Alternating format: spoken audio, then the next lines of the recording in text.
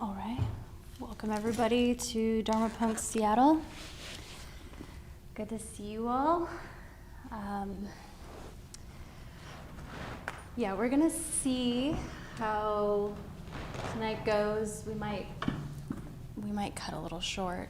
My ability to concentrate right now is a little broken, but I'm really glad to be here with everybody and talk about one of my favorites in this list of the 10 subjects for frequent recollection. It's very, very grim and very poetic. It goes, "The days and nights are relentlessly passing. How well am I spending my time?" Just feels like, I don't know, very like gothic Edgar Allan Poe. Just like the Buddha wrote that though. He wrote that shit. Or, I mean, technically, he didn't write that. It was like some Buddhist 600 years after the Buddha died. But so he probably said it, at least. So anyways, yes, the days and nights are relentlessly passing. How well am I spending my time? This one definitely, I feel, this one is definitely complex because it brings up, for me, a big question, which is, what is the important thing that I should be spending my time on? And for me, it can also bring up almost this sense of restlessness, of like, is everything in order? Is everything in position? Am I doing it all right? Because it is such a kind of sledgehammer of an awakening that without enough sort of wisdom to back it up, I feel like I could easily just like turn my life upside down or like shake up the snow globe for no fucking reason and make some problems. So keeping this in the framework of Buddhist practice, I mentioned a few weeks ago that when we were talking about death, that one of the interesting things that came up through this year to live practice that I did back in 2019 was that early on in the year to live, so much of the exploration that I did was, I was looking at life as if I had a year to live and thinking, okay, like what can I do on the bucket list of things? Like what do I need to get done? Who do I need to be by the time that I die? And by the end, it was more repositioned into how do I be the most present for the things in my life, less about what I could get and what I could achieve. And so, I think this one is very personal to each individual. How well am I spending my time is so dependent on what your personal goals, what your personal values are.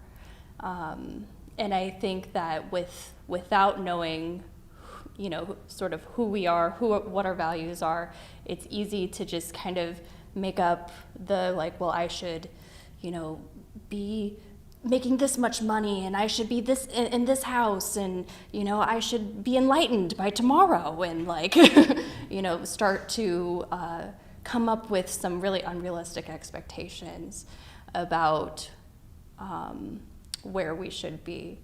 And so I'll leave that as sort of the precursor to this one because, like I said, I feel like this one can really kind of shake us up as a snow globe And it's meant to do that. It's meant to be, you know, a 10 subject of frequent recollection. It's supposed to be repeated to remind ourselves on a daily basis that our time is finite and that, you know, we shouldn't take for granted, but also with sort of a loving approach that you don't have to fucking flip the table on your life and, you know, beat yourself up if it's not exactly the way you think it should be.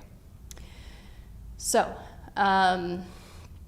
this is already posed as a question.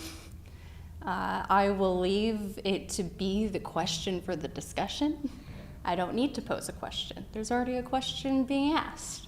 So, I'll repeat it for everybody, and if you're on YouTube Live, just go ahead and meditate or journal on this topic. The days and nights are relentlessly passing. How well am I spending my time? We'll be back in 8 minutes. Do 3 and 2.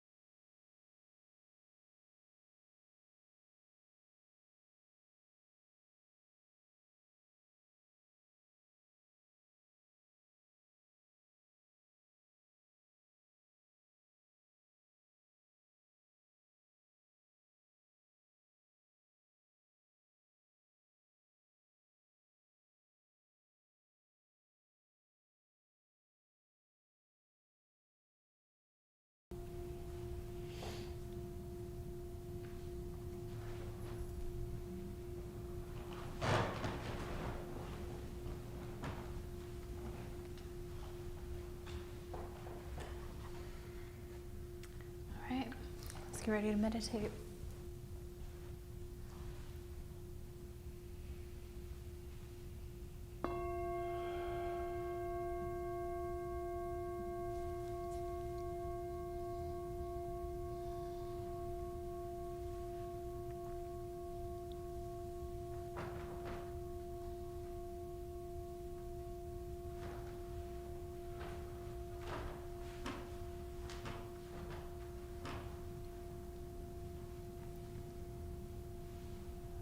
Finding a comfortable way to sit that is upright.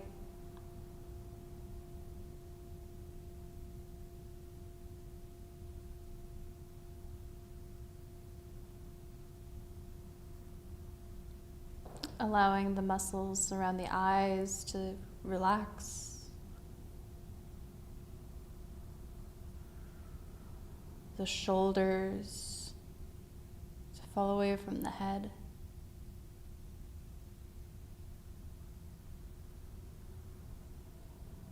The belly to soften.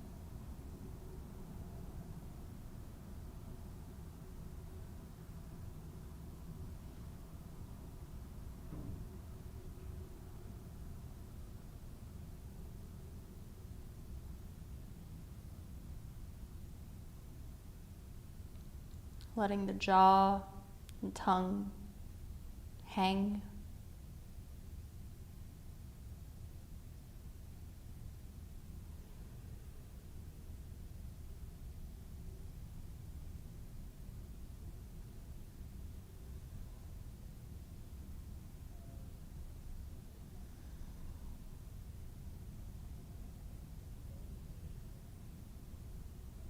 Establishing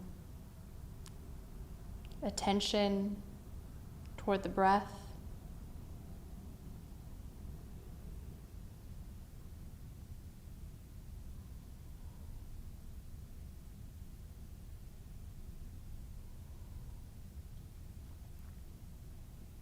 And each breath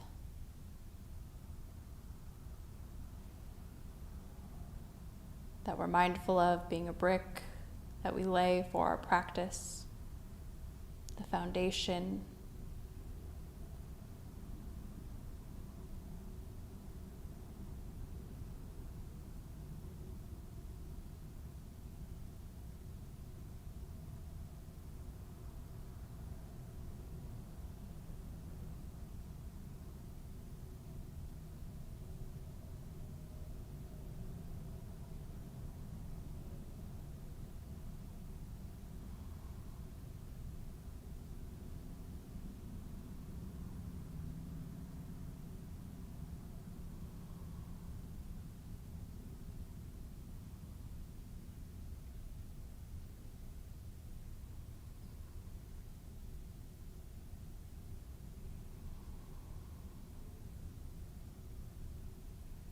Just doing our best to stay mindful of the breath. Of course, the thoughts will come, pull you away.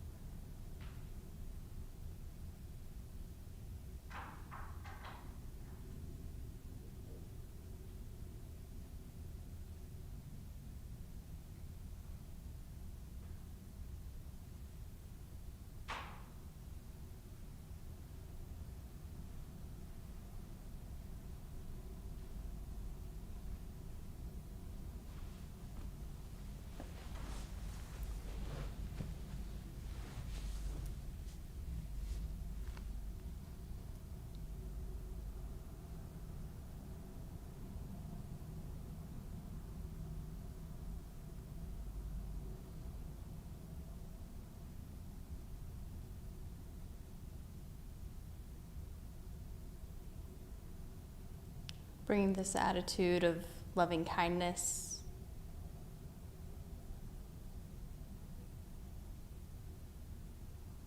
with the breath.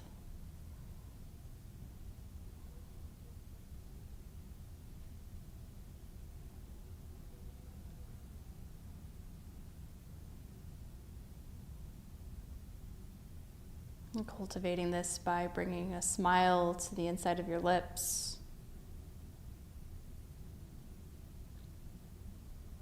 or recollecting a moment in time that somebody gave you a gift that still brings warmth into your heart.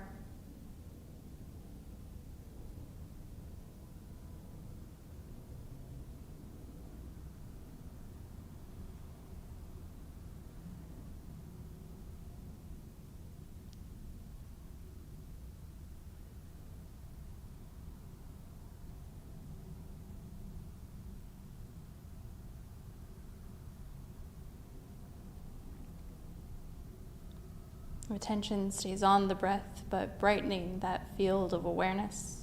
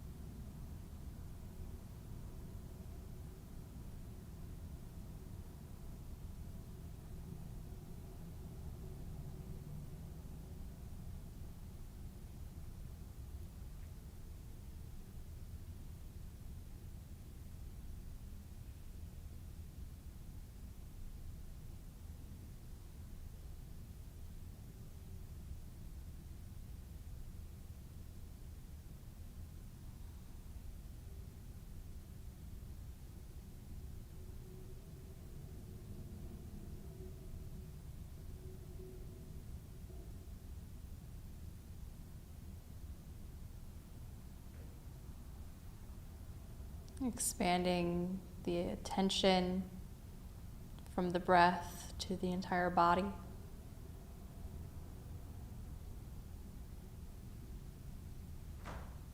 If you are focusing in at the belly, moving up the front of your body, the throat and face,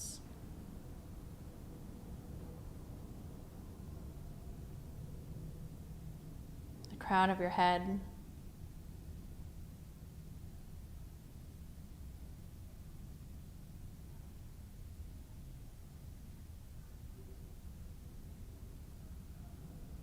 down the spine, shoulders,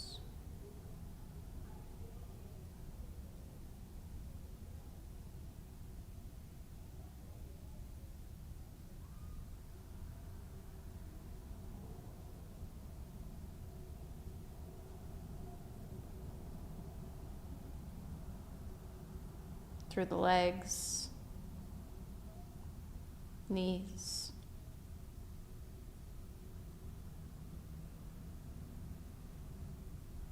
feet,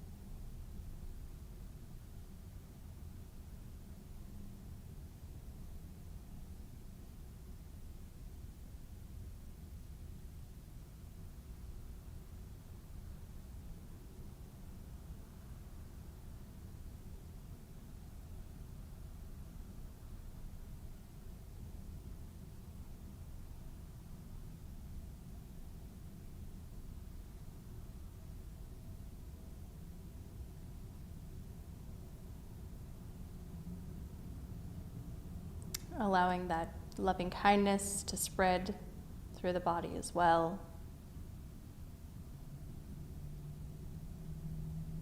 Maybe it's perceived as light.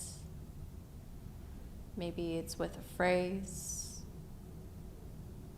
such as, "May I be at ease." Maybe it's through a memory, generating a feeling of goodwill, and letting that spread throughout the body.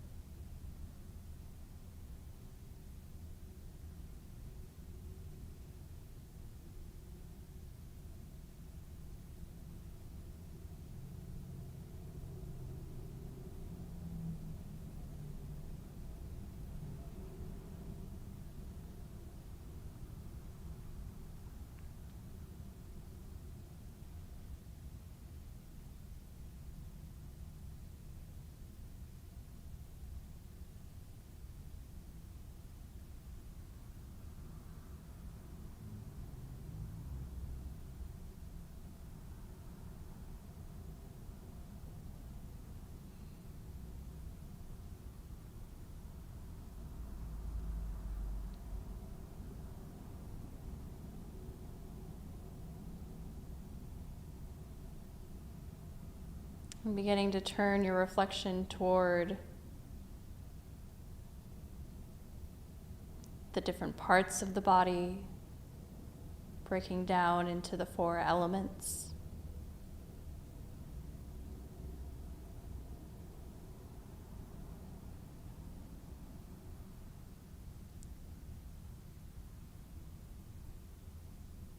The hardness of our bones, earth, breath, air.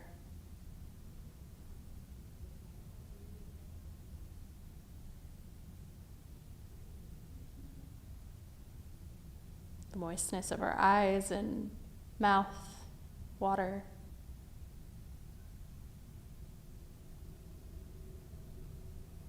Heat from our heart and blood.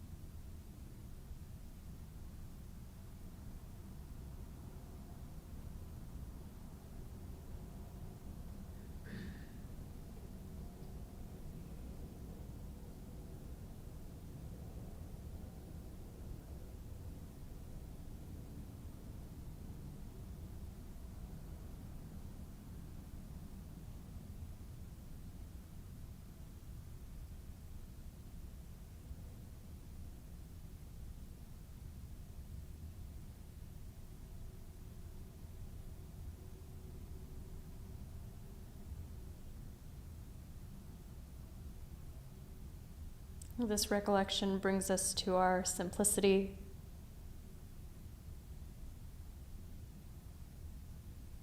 As we tend to find ourselves so complex.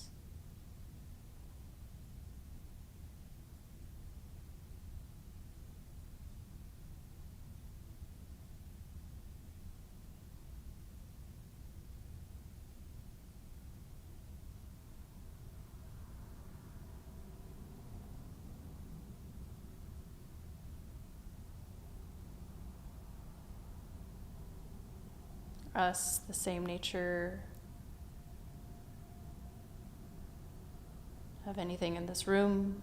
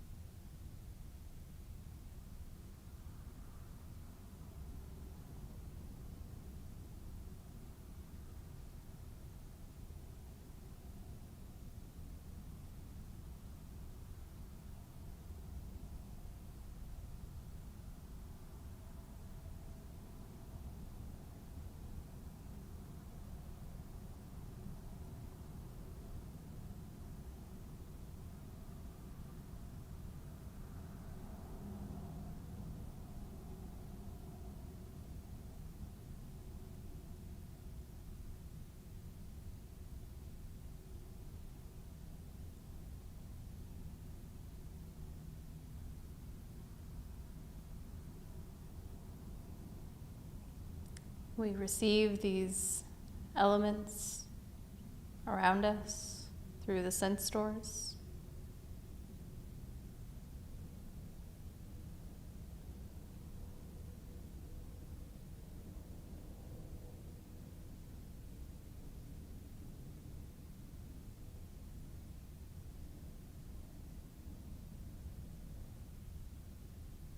And with each contact,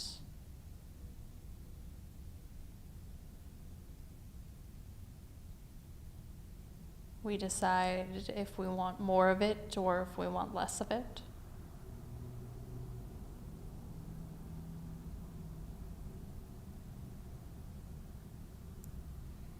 Or if we're ignorant to it, we choose not to acknowledge it whatsoever.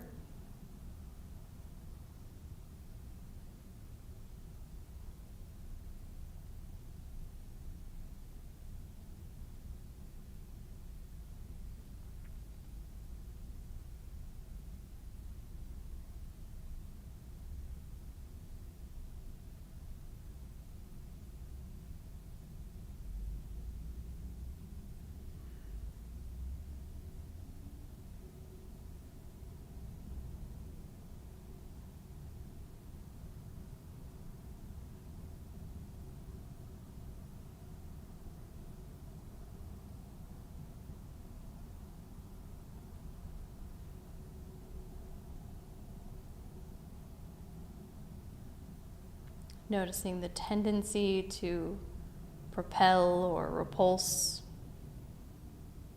in this field of loving kindness.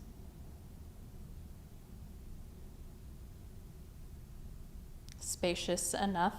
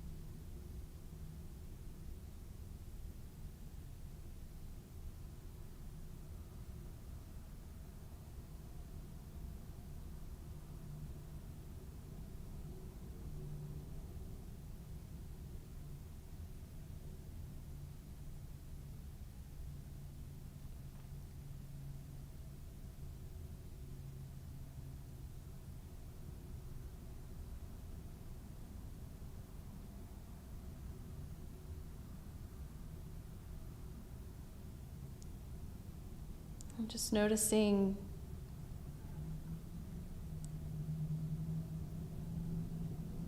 further with noticing the feeling of, is this thought an invitation to crave, to want more?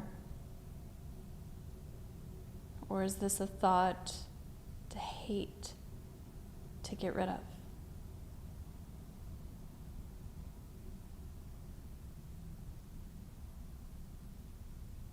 Each thought often an invitation to pull you in one of these directions. Not all, but many.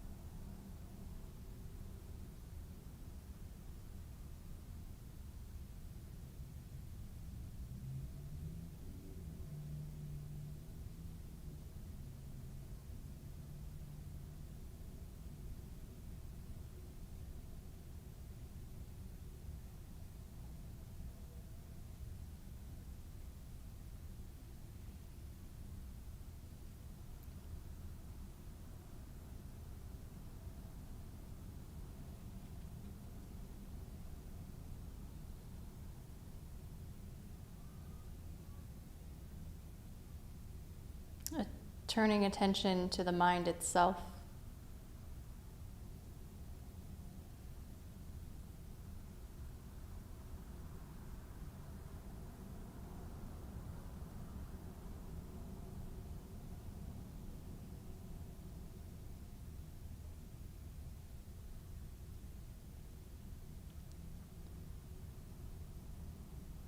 Plugging in the 3 characteristics for the thoughts.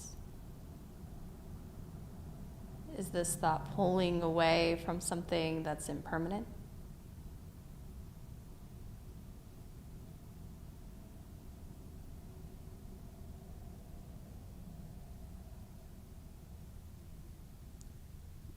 Or unsatisfactory?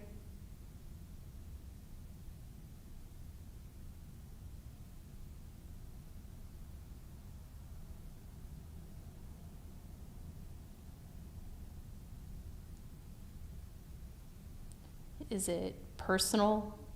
The mind trying to create a story about who we are, who we should be?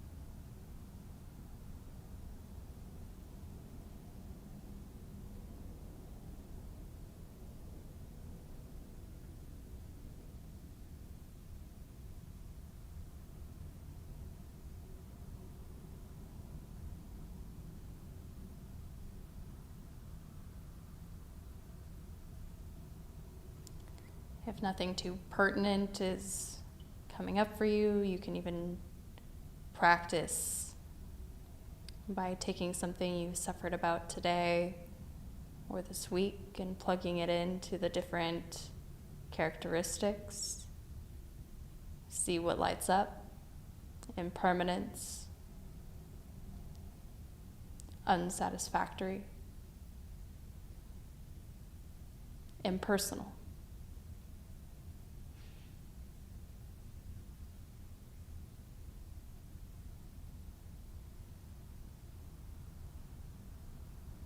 Which law is the mind trying to defy?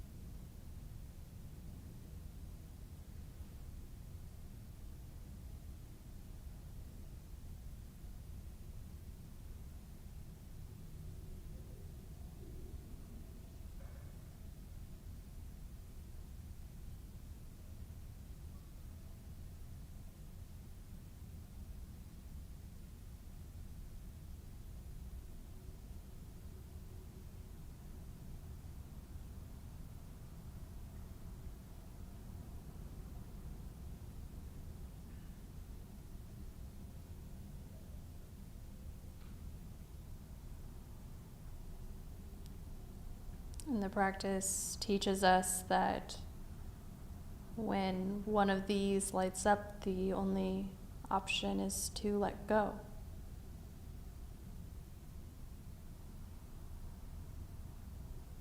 That there isn't any arguing with the mind, negotiating with the universe that can be done.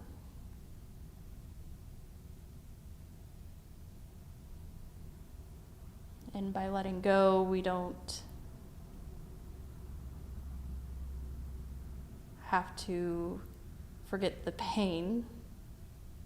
We're letting go of the need to do anything about it.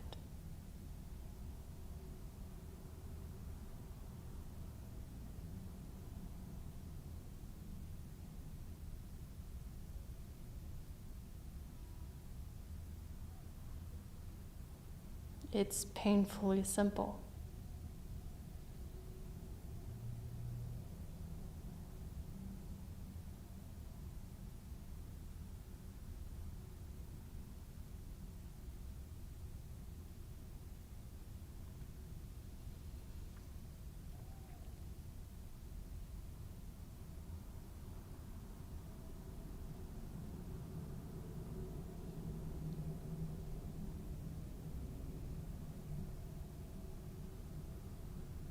And then noticing as you attempt to loosen your grip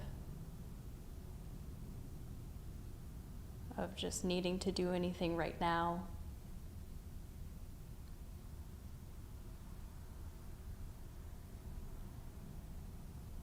Whether that's easy, we just didn't have the information we needed to resolve it, or if it's still hard.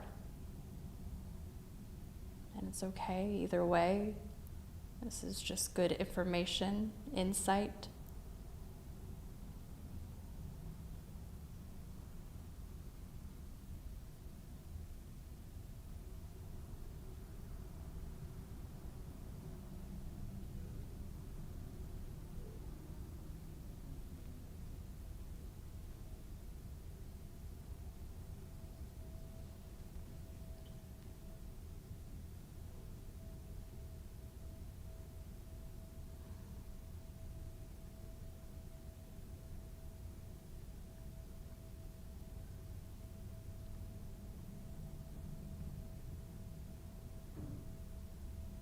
Coming back to your kind awareness.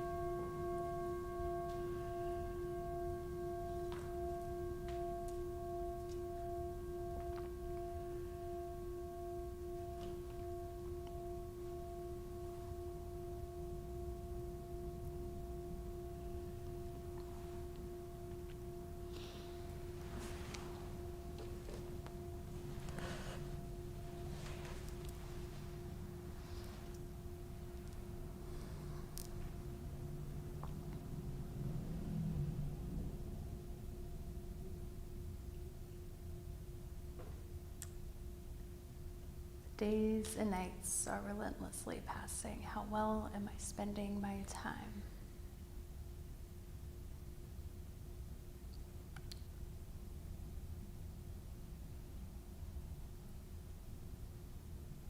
I think one of the things that was transformative about this practice for me is that it taught me about becoming. That's something that is talked about a lot. It's sort of the synonymous path of craving is this idea of becoming. So You can look at the aversion type as the unbecoming, like we're constantly trying to become something or not become something. And I feel like it's such an important aspect of plugging into this specific one, because it can generate so much becoming. It can generate so much needing to be someone else, somewhere else, in a different space, time, universe. And I've lived a practice like that. I've lived a practice that tried to orient every minute, every second, as though, I was trying to do the most valuable possible thing that I could think of in the moment. I've tried that. It's not very mindful, I promise you. It sucks. And, so I really just want to discourage that trap that comes along with this one, where it is so true that we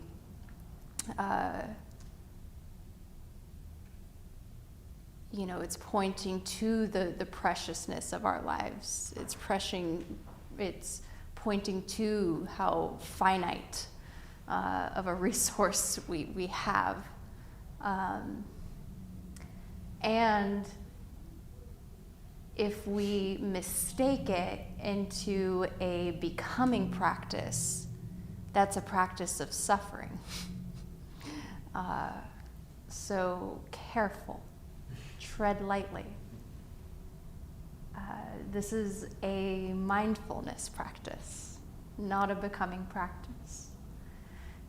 So I'll talk more about mindfulness rather than things that we could possibly become. Best top 10 ways to spend your time as a Buddhist or whatever, like buzz thing that I could go for.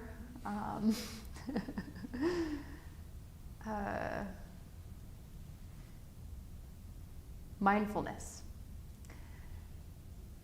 in itself is a buzzword nowadays. I, as a clinician, encounter mindfulness quite a lot in spaces where mindfulness isn't understood. And often mindfulness is this thing where we go and sort of lobotomize ourselves, and then we feel better for like a brief period of time. And even though I think many of us who have been practicing for a while don't, have done some work at undoing that, sort of understand that meditation comes with thought, and it's about the way we relate to thought. There's still, I think, so many underlying traps that we still put ourselves in. Like, I'm not concentrated enough, I'm thinking so much. I can remember I was on a retreat a while ago, and I was reporting to my teacher how, I had this like really beautiful insight and on the retreat, and then my mind kept replaying it over and over and over again, like waiting for the moment where I could speak to recite it. And then I finally told my teacher about it, and then also noted how I could not put that down. And he was like, "It seems like you think that you're going to stop thinking." And I can remember him saying that and being like, "Well, what do you mean? Like, I'm on meditation retreat." Yeah. Like logically I understood that I wasn't going to stop thinking, but like I like forgot that even that, this like circular, like I'm gonna circle the drain on how I'm going to present my insight the way that I want it to be framed, was like this craving for like this, you know, this simple pleasure that I could get on a meditation retreat. You know, rather than just acknowledging that, you know, suffering over the confusion of why this was continuing to happen. And so really trying to understand mindfulness for what mindfulness is. The Satipatthana Sutta is a very great resource if you are, I think it's one thing to practice mindfulness and sort of absorb it in meditation and absorb it through talks, but actually studying the different lists of mindfulness completely changed my mindfulness practice. I had practiced mindfulness for years, and it really wasn't until I actually started to absorb the information that was laid out in the Satipatthana Sutta that it all started to like click. It's like how I sort of just function in the world. Like I have this like really beautiful camera that looks almost exactly like this one, and I have never read the instruction manual, but like I can fucking work it. Can I work it the best way possible? No. Do I regularly need to call on other people for help to work my camera? Yes. But I don't read the instructions. And I feel like mindfulness can be a little bit like that, where we can like sort of use it crudely and usefully. We can get the project done. But if we actually read the instructions, it's a game changer. I have to admit.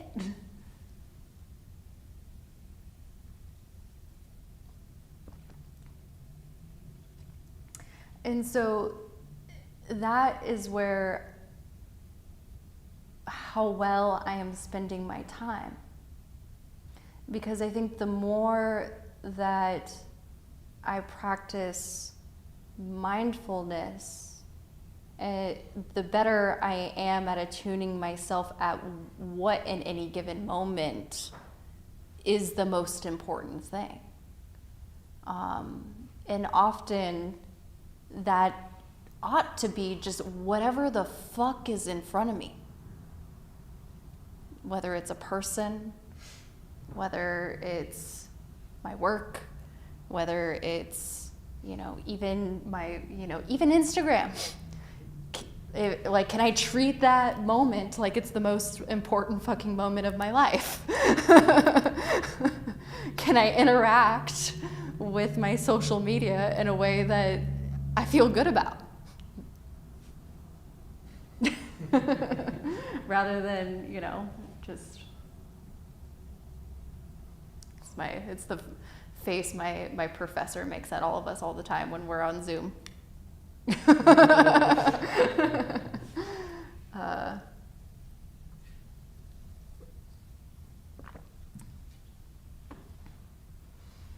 There's a story that I wanted to share on this topic. I don't know if I fully remember it, to be honest, but I'm gonna shoot for it and hope that I salvage some good piece of it. It's a story about, surprise, surprise, a monk, and he's out practicing underneath a mango tree, and the abbot of the monastery comes out and asks this young monk if he had done his chores. And he's sort of just laying on his back underneath the tree, and he's like, nah, I'm practicing spacious awareness right now. And he was like, spacious awareness of what? And he was like, just kind of gesturing. And so the abbot sort of just nods. And, you know, this monk has like had a history of sort of having a vague-ish relationship with the practice at this point. You know, if you're supposed to be up at, you know, 6 a.m. for the morning word. Give me the word, John. Chant. Well, what's the actual word? Puja. Puja, thank you. If you're supposed to be up at 6 a.m. for the morning puja, he's up at, you know, 6-ish, right? Maybe 6:30, right? He's not known for his tactfulness. And so the next day, the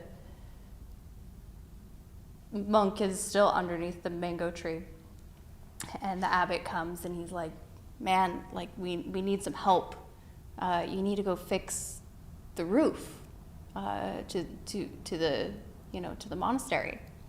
And he's sitting there eating a mango and just like, you know, there'll be time for that later. Just again, sort of just brushing him off. Don't worry, roofs are impermanent. They're impermanent, you know. And so the abbot sort of nods his head and walks away. And so that night in Thailand, there's rains, there's monsoons, and thus the monsoons came that night. And the monk, very irritated, sort of soaking wet from the holes in the roof. You know, all of his stuff is smeared with water, and he's got his like fucking, you know, little notebooks of things that I will someday write. And he goes to the abbot and said, well, why didn't you tell me that, you know, that there was going to be a storm tonight? And the abbot's like, I did. You know, that the days aren't going to calendar themselves.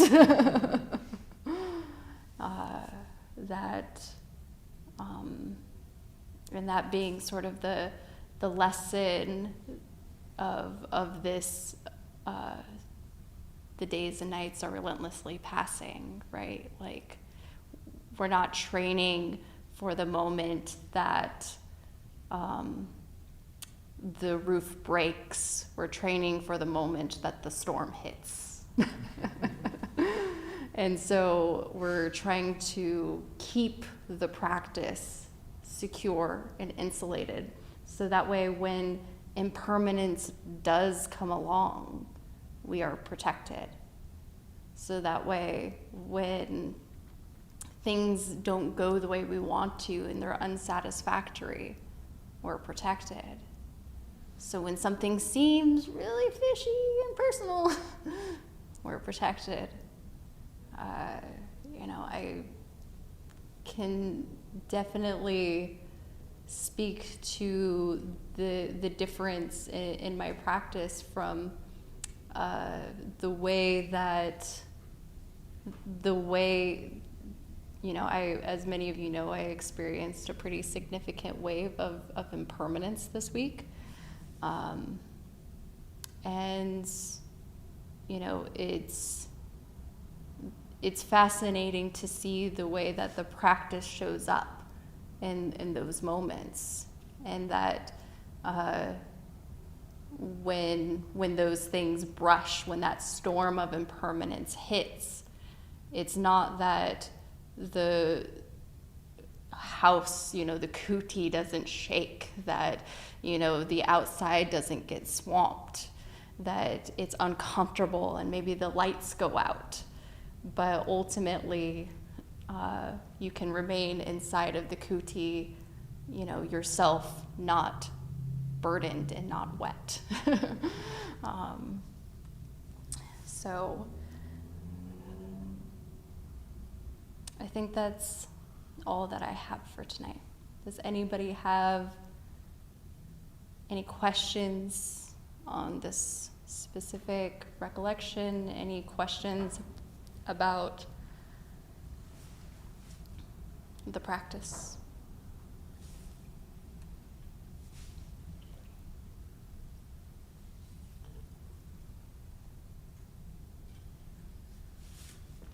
I appreciate that you highlighted that the point isn't just do more, because that feels like that's the natural, like, Western answer to this question. Yeah. Always more. It does. Always more. Always more. Like, how can I be like maxing my my like every fucking minute, you know, fucking meditate like 20 hours a day.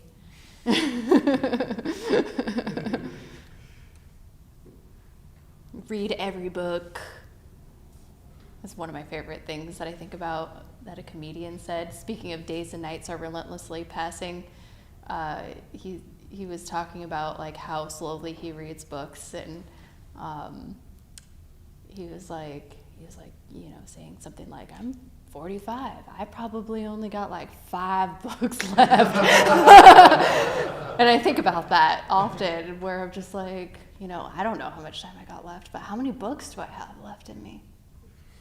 Better pick the ones I really want to read. And that's why I don't give a fuck anymore. If I like don't like a book, I just huck it, because I'm like, this might be my last book. Okay.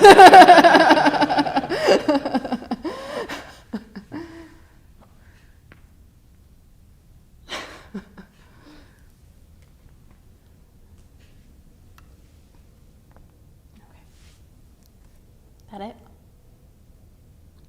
I have good news, everyone.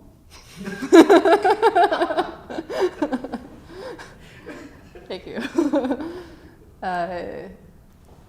One of my teachers, Seho, is going to be coming up either in late January or February. We're still ironing out the specific date. I've been talking about that there was going to be a retreat coming up. So that is in the works. That is going to happen. We're just narrowing down the exact date right now. The church is on board, so we're like almost there with securing an actual date. But I wanted to give you a heads up that that's coming. We're really excited. Seho has been, I would say, formulating a new theoretical approach to make Buddhism even more digestible to the naked user. And so Like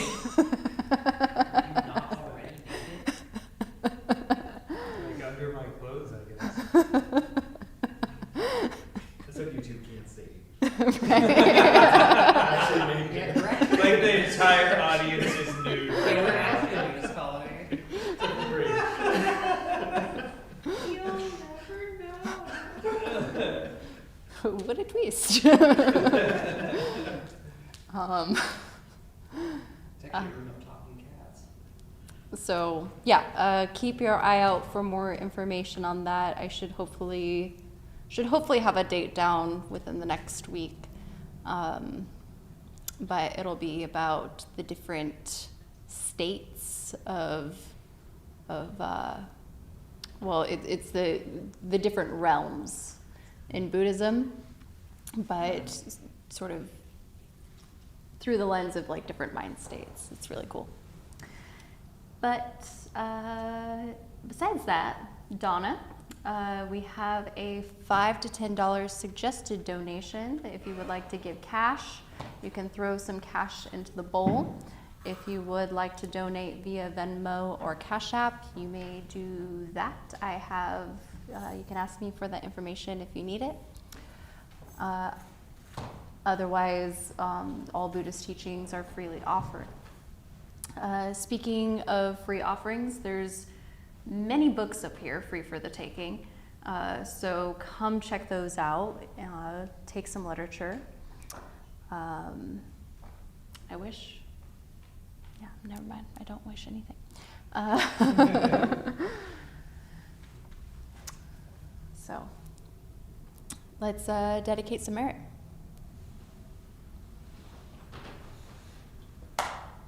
May any goodness that arose from our practice here today be spread above and below, to the seen and the unseen, to those being born and to those who are dying.